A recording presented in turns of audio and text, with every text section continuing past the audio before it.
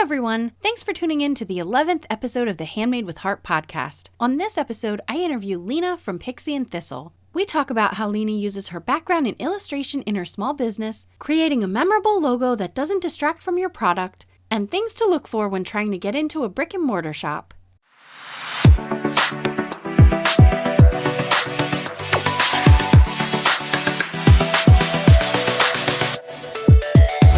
Hello everyone, welcome to the Handmade with Heart podcast. I'm your host Dana, and I own the small business Scrappy Stitch. Have you ever wanted to know more about some of your favorite small businesses? Follow along as I interview other creative small business owners.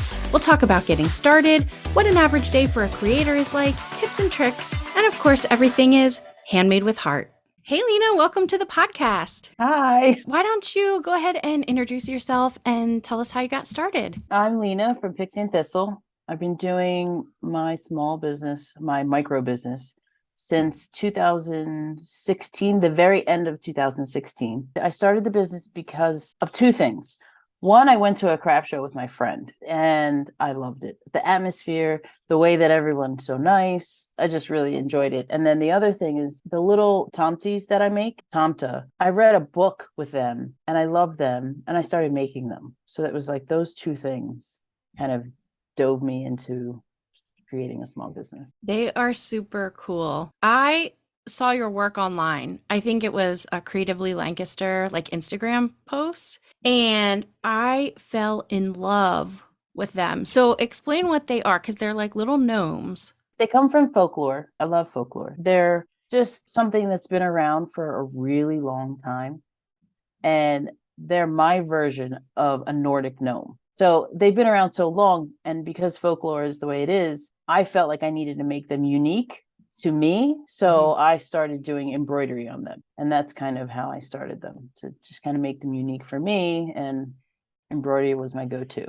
Yeah, I've never seen anything like them. They're absolutely beautiful. Thank you. And I've never seen two that are exactly the same. Is each one unique? Yeah. So I studied as an illustrator. I went to school for illustration. And so contrary to what normal embroiderers typically do, I draw directly on the felt that I use. And that makes, no matter what it is, I just draw it right away. So then everyone is unique by default. I don't use patterns and there's like a stick-on kind of way you can do it. There's so many ways you can do embroidery, but my go-to is just to draw it right on and stitch right on top of what I drew, which keeps it unique. And I think that helps my business, I guess, keeping everything unique so nobody's has the same type. Yeah, they are so cool. And I read on your website that you dye all your own wool by hand. I do. I don't dye all of it. I do like hot bath dyes, and I do it in bulk. It's 20%, 80% with wool. So it's not like the polyester wool, and that makes it so that I can dye it. And I just dye it with like clothing dye. And it gives me like unique colors. I do it all in my kitchen. Yeah. That's cool. They don't do it with every color, but I like to do it. I like the process of things. I'll do extra processes just so I know how to do things. It's kind of how I do everything. How long does it take you to make one from start to finish? I don't even know. I do them in stages. So when I'm doing them, I'm usually doing at least 25 to 30 at a time.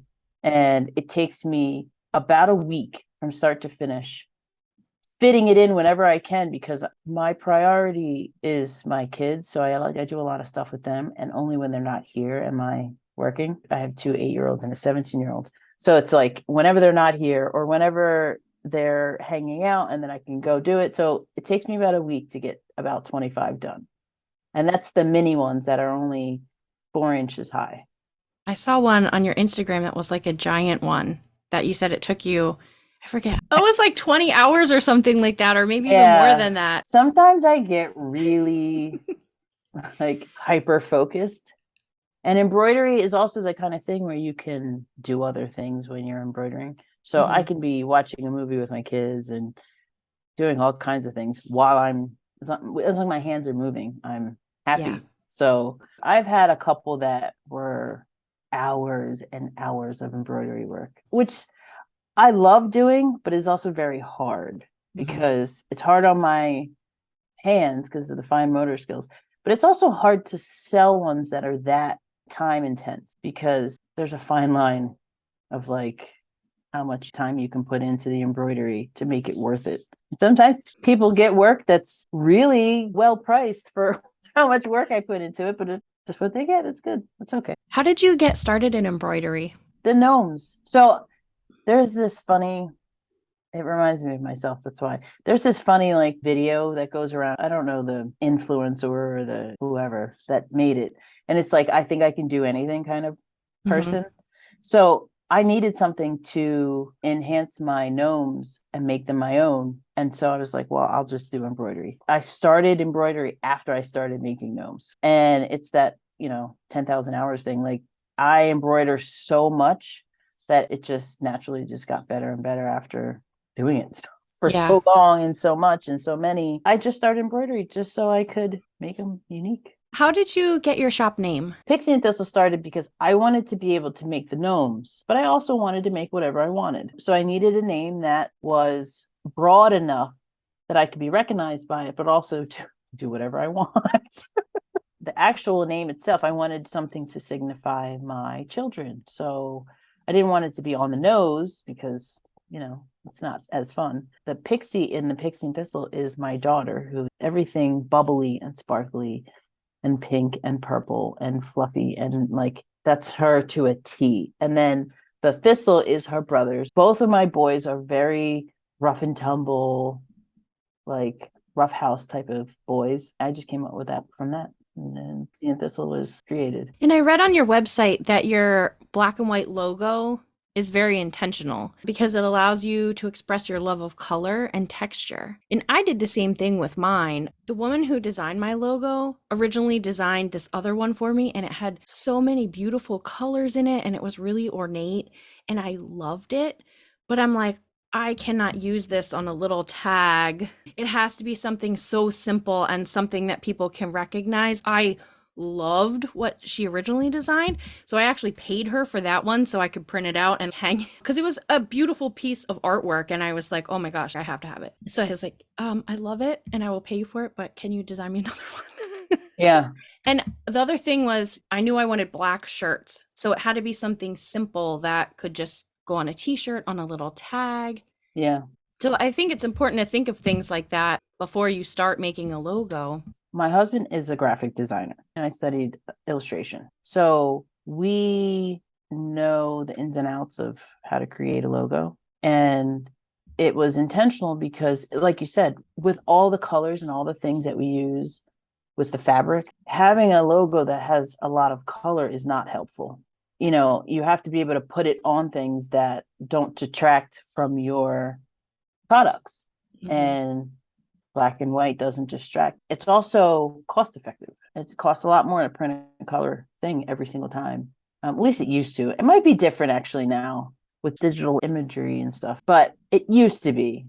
And so we still do kind of like the old school printing of everything. So black and white is cost effective and keeps your products the main, focus. It makes people know, oh, this is Pixie and Thistle, but also it doesn't distract from all the fabrics that I use and stuff like that. So That's the intention. I read on your Instagram page that you taught some embroidery classes last year and also a gnome making class. How did they go? They're fun. I am kind of awkward, but usually I get good feedback. I'm a pretty patient person. Embroidery is one of those things that you're not going to get it right the first time, but it's all right because it's your own thing and you just keep learning as you go. They end up being really long classes. But I guess everyone had a really good time. I got a lot of really good feedback. And if I'm fair to myself, I taught kids art for the YMCA for a really long time. So, the step type of teaching I'm used to. So that part wasn't very hard, but it was just my nerves. Yeah. My nerves in front of me every single day. I was supposed to teach a class one time at one of the local shops that I used to be in that closed because of COVID, and nobody was signing up. And the closer it got to the date, I was like, because I am so socially awkward and so like introverted and shy, I was like, please nobody sign up. Just don't sign up at this point. Like, just don't do it. And I finally said to her, it was like 2 days before the class. I was like, nobody signed up. What should we do about that? I'm not going to go out and buy all the supplies. And like one person shows up and she's like, you want me to I can just take it off the website. I said, So she did. And that was that. I'm always like surprised that people want to pay prices for classes. People want to learn. And I think a lot of people don't know how to research things to figure it out. I am really good at researching, and I like researching, and I like Googling things and looking it up. And I'm like determined I will learn everything how to do it for free. So I will look. And sometimes it's just the difference of the way you Google something to come up with the answer that you're looking for. But I think a lot of people don't even think that they can do that. So it's easier for some people, I think, to just, you will have everything. You'll know how to teach it. Right. You'll have the supplies. Did you supply the hoops and the fabric? And did you make a little pattern for everybody? Yeah, they had everything they needed to start and even extras. I think that's a really great way for some people to get into it because they truly don't know and they want to do it. So yeah. Yeah, that's true. Making anything or doing anything in that kind of realm in the arts world, it can be intimidating. So that makes a lot of sense. And maybe a little bit of the social environment people like. Yeah. It's hard on me. Yeah. But not everybody. So people like to be social. I think one or two of the classes I had was bring your own wine and stuff like that. So it was like just hanging out with your girlfriends. And so that's a little bit of it too, maybe. Yeah. But they're fun. I just have to get over my nerves, which I do. I usually just kind of dive into things like this. Just dive in and I'll get over it eventually. Yeah. Well, I think because I'm a very nervous person too, but you figure out ways to hide it, right? Like meeting you the first time, and I've talked to you several times in person at different shows. I would never have pegged you as a nervous person or like introvert or whatever. And I think a lot of people would think that about me too, but really, it's just like, you know how to hide it. And then after you're done, I get like exhausted, right? You know like how to recharge it. Yep. Yeah, that's exactly what it is. Usually after craft shows, I need at least like 2 days, not to be by myself, but to be in my own little unit. And then after 2 days, it's probably still a week of me just in my sewing, just like sewing without like outside world. And then I'm good. TV shows and podcasts and like audiobooks and all those things that's my recharge. Yeah. And then I can go back in the world after that. Only in September will I ever do shows back-to-back weekends. It drains me. It's really draining. And I married an introvert. So the two of us are like trolls with the you can't get us to go anywhere. So are you going to be teaching any more classes this year? I actually am, and I'm really nervous about those. I've never taught sewing classes. I would say I'm self-taught for most things, but I do have a background in art. So it's helpful. But like sewing, because I make bags and gnomes, I started sewing to have something else to offer people, and then I love it. But I'm teaching my first sewing classes, and I'm extremely nervous about that because I taught myself how to sew. So I don't have all the verbiage, like I don't know all the words to use. I just know this is what works for me. And the place I'm doing it, her shop is called Needle and Bolts. Her name is Stella, and she's so nice. And she's like, you'll be all right. You'll be all right. It'll be fine. So she's kind of giving me the confidence to just do it. But I'll be doing that over the summer. We're going to do a series, a small zipper pouch to a large duffel. Yeah, I just dive in. I really do. So I'm excited about that. I'm self-taught too. I learned everything off of YouTube. Yeah, how to sew. Whitney Sews. Do you watch her? No. The Crafty Gemini. I've seen a few of hers. I like her. Believe it or not, my go-to isn't videos. My go-to is books. Yeah. I need visual. I need visual to learn. Okay. Yeah. Yeah. My go-to is to like go over to the bookstore, go over to the library. And I mean, sewing books, they all have visuals. Sure. But I don't know. I've seen videos. I do videos sometimes, but like I don't have a YouTube save list because I'm really not into computers. So my go-to is actually books and guides and things like that. I don't know who's a great person to follow to make a bag. There's a bunch of people that I followed, and that's how I learned. Debbie Shore, she's another one. She's like this lovely British lady, and she sews all kinds of beautiful things. Her dogs are usually right with her, and I'm like, oh, that's cute. Yeah. Jealous. I love her life. I was doing country cow because of the bags. I was following a video of this country cow, but I have to go back on the video like 1,000 times. Yeah. Like finding the spot and going back and like driving myself crazy. Yeah. I don't know. Books with page turning, I don't know. It's easy. So I make sewing videos on YouTube. That's part of my like passive income. And I got a comment on one of my videos. I show too much sewing in the tutorial. And I'm like, it's a sewing tutorial. Like what? Because I tell people use a 1/4 inch seam allowance, sew along this edge, and then I'll show a video of me like sewing, because that's what I liked when I was learning. I liked watching how do people line it up. I think some people forget that there are truly like beginners out there. And yeah, when I got that, I'm like, I don't even know how to respond to that. I mean, sewing too much in my sewing tutorial. Okay. I mean, everybody has opinions, right? Right. Right. That's part of my dislike of the internet. Like, I know. I love to be able to learn things off of it. And I will read and I will do things like that. And I will watch a video. The comments that people feel like they have the right to give. Right. Tends to bug me. So I'm not a fan of that kind of stuff. I know. Just be nice.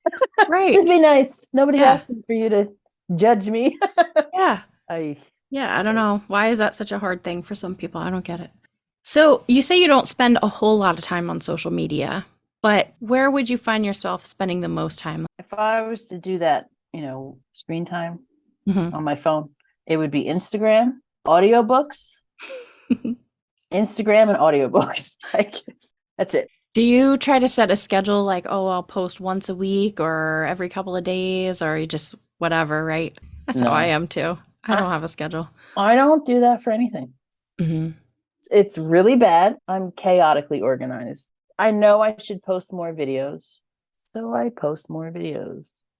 That's kind of how I roll. I can't let it consume me with all this stuff I have to do because, they tell you have to do all these things. You have to be great at this. You have to be great at that.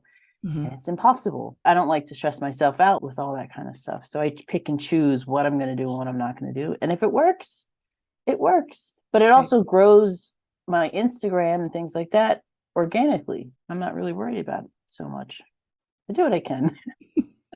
Have you had anybody try to copy your gnomes? Yes, I've come to terms with it because it happens. But the thing that I had to come to terms with is I have been embroidering and I've been doing so many hours of it that it's really hard to make it look exactly like mine. I've been wrapping and I've been assembling so many. That person doesn't have the time that I've put into it. So it's not going to look the same because time is one of those things that, when you're teaching yourself something or you're learning something, the more time you put into it, the better you get. It is what it is. You've tried and maybe it's close, maybe it's not, but I don't worry about it. Like I said, I have 3 kids. I worry about them. That's all I can worry about.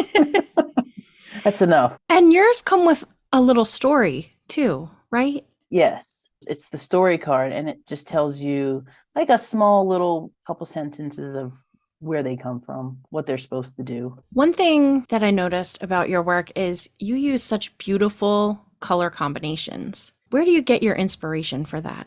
That's part of I want to say I'm self-taught, but also I went to school for design. I did color theory classes and I did all that kind of stuff. So I kind of have that in my bag, And so putting colors together and things like that comes easy because I've done that for a long time. I look at your work and I'm like, oh my gosh, I would never think to put some of those colors together. And it's just such unique, rich colors. When you're choosing the colors, do you choose what you think people are going to like as well as what you like, or do you just choose what you like? Because I only choose what I like. I feel like it's a slippery slope to keep doing things that other people are going to like. So I try to trust my gut and trust myself on what I put out. But it's worked both ways for people. So some people, the balancing that has worked. So I was wondering what you do. Do you do that? So for me, it's not really so much color combinations. It's like I focus on the patterns of the fabric. I go off of what I like, but also I keep in mind themes that I know have done well because fabric, you can't always get it from year to year. Yeah. Usually the spaceships and the dinosaurs do good. So then within that theme, I'll go to different websites and look at all their dinosaur fabric, and then I'll pick like, oh my gosh, I am in love with that fabric. Like I would like Okay. something for me, in that. Sometimes I'm surprised that some fabric that I get, I think is going to do awesome. And I'll still have 3 yards of it downstairs and just think, well, there's no Yeah. sense even making anything with it because people just bypassed it. I go for like the bright colors, the happy. I choose what I like. It usually works, maybe because of the color theory that I have. The same goes for my bags. I make wax canvas bags, and really the only reason why I make wax canvas bags is because I like wax canvas bags. That's really how I do everything. It's very selfish. It's very selfish. Were you nervous to start working with wax canvas? That's sort of an expensive fabric, isn't it? It is. Yeah. Yes, I'm nervous with everything, but because I'm nervous with everything, I really do just dive into things. Mm-hmm. Nerves don't scare me, I should say. So if I want to try it, I'm going to try it. If it doesn't work, I'll try it again, maybe. Like I really do have that. I just got to keep trying and it'll work out. Yeah. So that's kind of how the wax canvas went. It's versatile and it's like a dynamic fabric. So I really enjoy making bags out of it. I was just talking about a pattern that I was playing with. And in the pattern, it says, I don't recommend using anything but quilting cotton. I'm like, I do what I want. You take that as a challenge. And I've been working to make it out of wax canvas Uh-huh. because, we do what we want. I just saw too, you started making little notebooks. I know, I'm crazy. They were so cool. I just saw them on Instagram. I really just do whatever I want.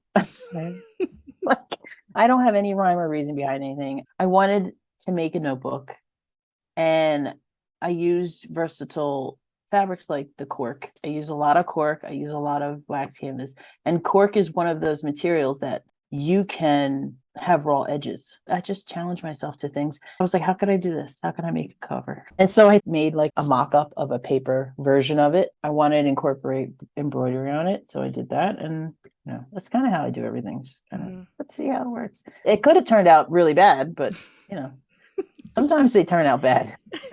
But that seemed to work out. Mm-hmm. Did you even make the paper for the inside? Did you like bind it and everything too? No. Okay. No, I didn't. They're actually covers because of the embroidery on it. I don't want them to never use it again. It's actually a cork cover that will come off of a small composition book. Oh, gotcha. And then in my label, I give them where you can get more composition books, like a little link that they can put in their browser. Because I want my things to last. I want people to use them. Maybe because of the way I am, I will get rid of it if I don't use it. So I want people to keep it forever. So I want them to be able to reuse things. And with the work that it takes on the embroidery, I want them to reuse the journals. So it actually completely comes off and they can put a new composition book in there if they want. When it comes to being an artisan and a maker, I think everybody has that kind of, we have to do what we want. I mean, that's why we do it, right? Right. It is selfish, but that's what makes everybody unique. That's what makes all the products that people make unique. I enjoy that part of shows, just like most people that do shows and stuff. I like seeing what everyone's doing. I like buying from other artisans. I like all that. Me too. Every Mother's Day, we go to a show that I'm not in so that I can walk around and see what everybody's doing and buy everybody's stuff. And it's a really good world to be in. Do you remember the first time we met at Creatively Lancaster and I came running over? I was so excited. I was like, oh, like you're like a celebrity. I was like, oh my gosh. That's cool. Yeah, I don't remember. I'm so awkward in like all those type of situations that I'm very in the moment at the moment, and that's the moment. Yeah. So how do you pick what shows you do for the year? I have a really hard time picking shows. Most of the time I will try a show at least once, and then I'll go back to the shows that work, and they don't always work. Sometimes I waste my time, and sometimes I do really well and I didn't expect it. It's really hard picking shows. I try to do artisan market onlys unless it's a festival, because festivals have all kinds of people coming for all kinds of things. So big festivals I'll do, and then other than that, I stick to artisan markets. maker made type of markets. But those are my only two kind of needs. Everything else, I'll try it. Who knows? Again, diving into things. I randomly saw this show that looked great in Virginia and I loved it. And I went, I was like, this is really far. I don't know if I want to do that. Figure out all the things I need to do it. And then I go there every year, twice a year. What did you need different to do a show in Virginia? You need to be able to do the taxes in there. And that was actually about it. You don't need to change any of your business stuff because you're just an out-of-state person. And then I go twice a year, and I've been going twice a year for the last, say, 4 years, 5 years. And it's one of my greatest shows. Every time I go there, it's one of the best of the year. That's great. So you never know. And which show is that? It's the urban market. I take my friend. My friend goes with me. As makers, we're really busy. And it's my one time that I get to like really hang out with my best friend. I met her when I was 13. Is she a maker too, or does she help you? She's a maker. She's the one. I went to her show and I just loved the whole atmosphere. And what's her name and her shop name? Give her a shout out. Rachel Calderon, and she's Burning Branch Studios. She's a glass blower, and I make her come with me, and we do the show together. And we hang out, and it's just like our hangout time, I guess. That's it's like two stones, or what is it called? I don't remember now. It's like I don't remember what the phrase is, but there's a phrase where you do two things you like at the same time. I don't know. Kill two birds with one. There you go. Kill two birds with one stone, right? Yes. Yeah. Is that what it is? Awful. It is what it is, but that sounds awful. It is bad. We'll have to figure a nicer one. Maybe that's why I didn't remember it, because I only remember the stones. Think about things and you're like, where the heck did that even come from? Like, why do people even say that? It's so weird. I think that's why I really like folklore, by the way, because it's crazy. Mm-hmm. I enjoy the crazy in folklore. My fact is a folklore fact. Awesome. Oh, I cannot wait. Weird and crazy. Do you do markets in any other states or just PA and Virginia? PA and Virginia. That's it. There was a really nice New Jersey show that they stopped doing. And I really, with the two birds thing, I don't want to say it, but with the two birds thing, I used to take my whole family with me. And we used to go camping for the weekend. Nice. And it was a really nice show, and they stopped doing it. So I don't do New Jersey anymore. They've come with me a couple times. And that was like, we used to go camping like the whole weekend. That's cool. Yeah. Oh, do you do any custom orders? Sometimes. Custom orders are hard for me. Like, I don't have a system set up for custom orders, so I don't really take them. So if I'm somewhere and somebody's like, I really like this, can you make it a different one? I might, if I have time. But I've done a few. Like, if somebody sees something on Instagram and I know I have the time, then I'll do it. Like, I can't put every moment I have into Pixie and Thistle. My balancing means I can't do certain things. And so the custom orders is kind of that. How has your business evolved over the years? I guess organically, like anyone else. Again, just diving into stuff. Like, my first show was at a senior community center, and it was like 10 crafters, and I didn't know what I was doing.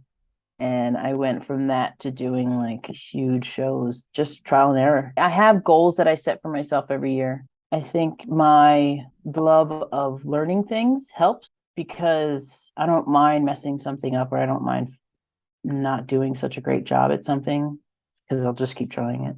Yeah. So it went from doing like a senior center, and then where I opened my website, which I'm not that great at keeping up, to like figuring out things I have to do on social media and figuring out things I have to do on the business side of it. And the main thing is I get to spend more time with my kids. So I like that the most. It sounds very generic, but it's true. And Pixie and Thistle helps me do that. It helps me spend the time that I want to spend with them. So where do you store your things then for your shows and the things that you're working on? You said you dye the fabric in your kitchen. Mm-hmm. You'll embroider while you're watching TV with your kids, which is lovely. Yep. And what about, where do you keep like all your product and everything? That's the chaotic organization. Mm-hmm. My studio space is my bedroom. Okay. Half of it is, like night tables and stuff like that, and the bed and everything. And then the other half is my studio, which is it's not a huge space. So I have to be pretty organized. Mm-hmm. Like, everything is really organized. And my husband really loves me, so he allows me to do that, because I drive them a little crazy. It's just, I probably spend more time organizing things than actually making things, but it's just the nature of it, I guess. So how many brick and mortar stores are you in right now? One. I was in a few. I was in a place in Elizabethtown that was a nice shop. I was in this one in Doylestown called the Mercantile. Is that the one that closed? Yes. Did they close? Yeah. Yeah. I wasn't in there very long, but I was in there maybe 6 months, I think. They were really nice too. And then I'm in the Square in Dublin.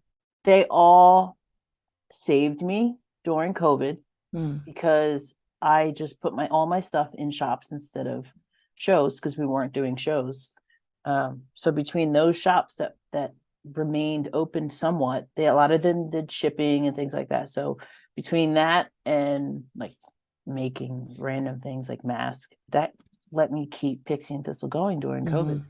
Yeah, so now I'm only in one. I have looked at other ones, but I'm very much like the vibe of things. I'm not really holistic or anything. I just, if I don't like the vibe of whatever it is, I won't do it. So right now I'm only in the one.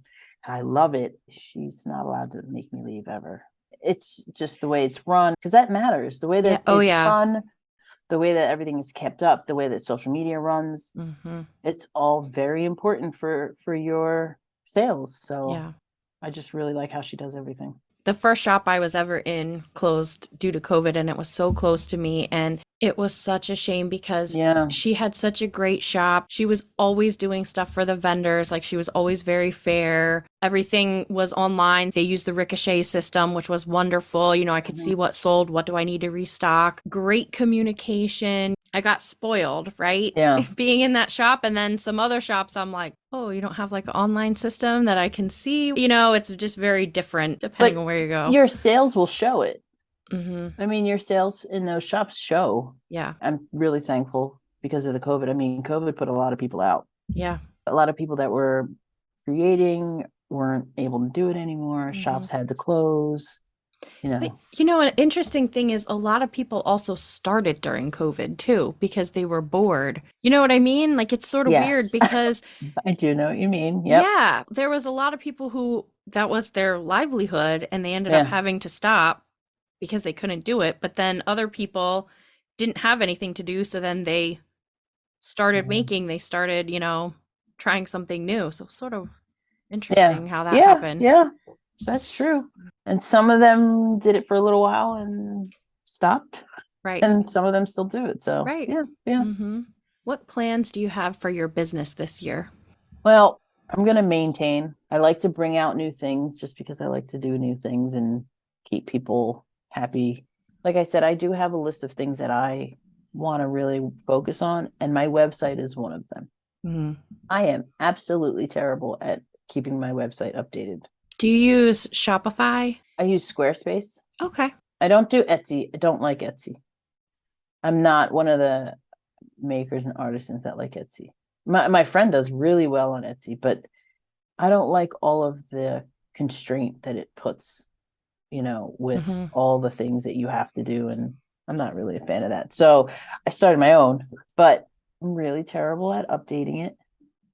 And so that's definitely one of the things I need to work on this year. So bad at it. I get something from someone at least once a day. Like, come on, when are you updating your website? Like, I'm trying. And then I'm like, I gotta sew something first. And then it's funny because it's all good problems. So I'll put something in the shop. If it doesn't go in the shop, I'll put it on my site, but it goes in the shop. So what am I gonna do? I don't have anything else. So I gotta make more. It's just a vicious cycle. Right. Do you have any tips for people who want to start embroidering? Yeah, just do it. Embroidery is one of those things that it's not expensive to start. A skein of embroidery thread is like 60 cents or something like that. So just grab a couple colors, grab a pack of needles and start. Like you said, there's so many ways you can learn it.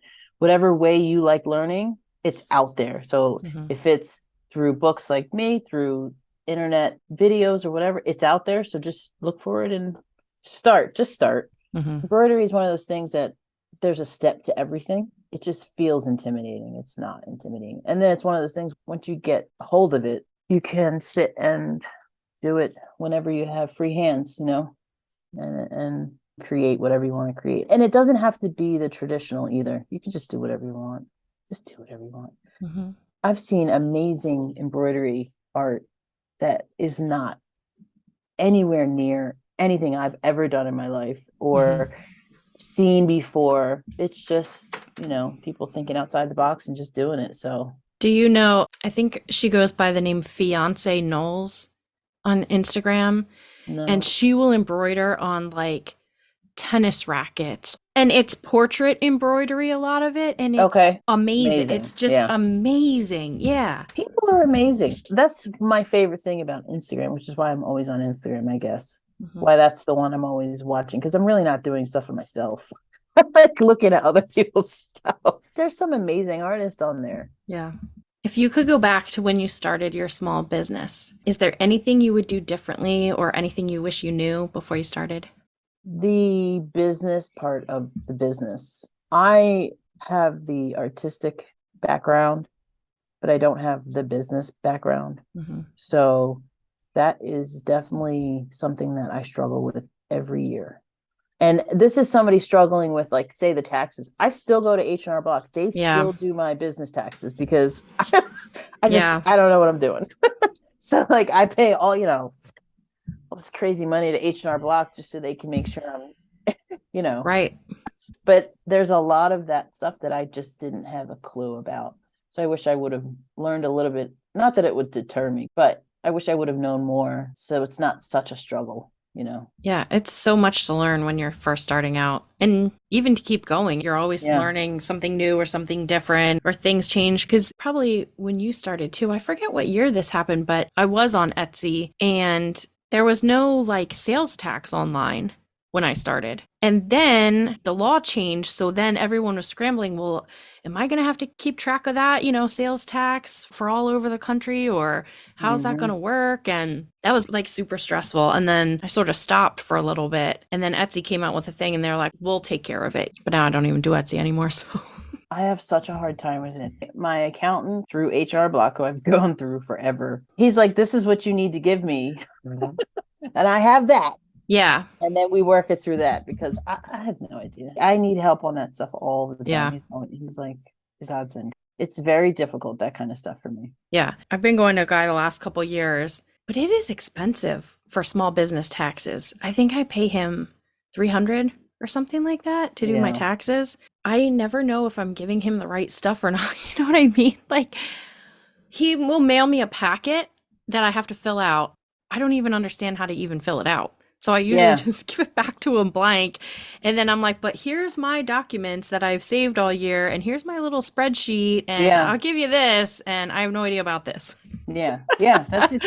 That's how it works for me now. Same way.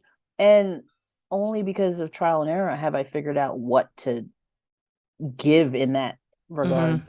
I didn't know any of that. I didn't know even those little like things that we now do because we know at least how to do that. I do that now, but I didn't know how, Another thing that I would say, I wish I would have known as far as sewing, you can sew with a lower quality machine, but as soon as you can afford the better quality machine, it makes such a bigger difference than not. I mean, that was one thing. I wish I would have gotten a better quality machine sooner, as far as sewing is concerned.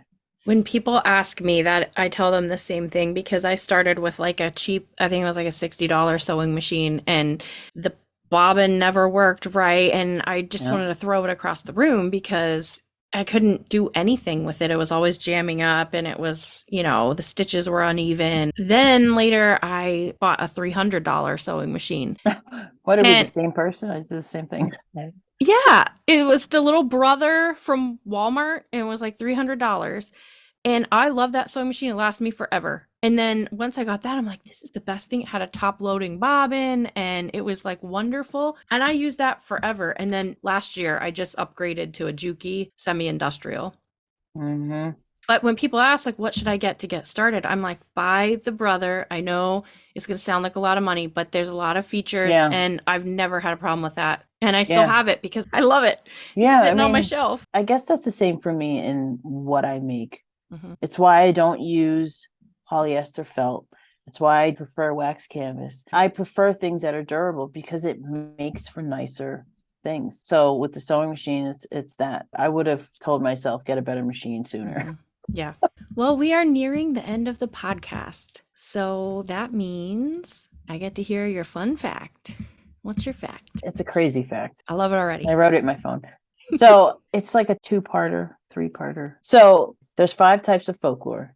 There's fairy tales, legends, myths, tall tales, and fables. 2 of my strange and favorite ones are the Tooth Fairy. And the Tooth Fairy came from Icelandic Vikings. And Vikings believed a child's first tooth was extremely lucky, and they would wear the tooth into battle. They would string it. So weird. They would string it around their necks and, charge into battle. And then the other one was, so I guess I have 2 facts for you. The other one was so weird. In medieval times, the severed hand of a criminal, right? Okay. Holding a candle would render a person invisible. That's what they thought. They thought that in medieval times. Like, I just feel like it's so crazy. That is crazy. Oh, and the candle had to be made of, candles used to be made out of like fat. Mm-hmm. So that person's hand, the candle had to be their fat. Oh my word. How crazy is that? Yeah, it's weird. It's weird. But that's part of why I like folklore so much. Yeah. Like, I have a ton of books on folklore. It's so crazy, but it's so amazing that people use these stories to tell, morals and things like that. So I don't know what that moral. Oh, by the way, it was called the Hand of Glory. Like, that's nuts. That is, well, where would they get these hands from? Where would the criminals after they were? Oh, after they were dead. Yeah, they would chop it off. Put a candle in it. And carry it around. That's crazy. And they thought they were invisible. The people that went to those lengths thought they were invisible. That's why they did it. People thought they were invisible because everybody else was like, look at what that crazy person's doing. I'm not messing with them. They're carrying a severed hand. Everybody was like, what? Don't look at that person. There's nobody there. That's crazy. They didn't want to look because it was gross. The Hand of Glory. That's crazy. That's my folklore facts. I love it. Yeah. Now you know what a Hand of Glory is. Yes. Okay, Lena, it was wonderful talking with you this afternoon, and I'm so happy you came on the podcast. Thank you for having me. Have a great day. I'll talk to you later. You too. Bye-bye. Bye. Thanks for listening to this episode of the Handmade with Heart podcast. Don't forget to follow Lena at Pixie and Thistle, and you can find me at Scrappy Stitch and the Handmade with Heart podcast.